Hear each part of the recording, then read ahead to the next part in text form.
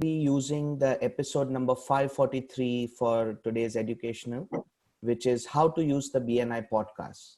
Now, they say that in business, it is always important to think about what you want to do and how you want to do it before you actually go and do it to make it most effective. It applies to podcasts as well. If you can plan a way to structure how you invest your time in listening to the BNI podcast, it will just make things easier and more effective.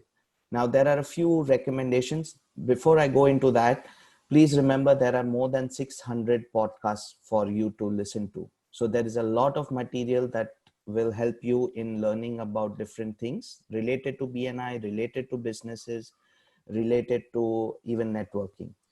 So please, highly encouraged that you listen to the podcast. Now, a few ways that we can ensure that we listen to the podcast is they say that the ideal way is obviously to listen to it in your office and make notes of it. Another few ways that you can listen to them is while driving, while having a walk, while cooking, while cleaning, etc. It's also encouraged that educational coordinators like me and James and Amanda, who's supporting us, we are doing these educational sessions, which will also help in educating members about what's in the podcast.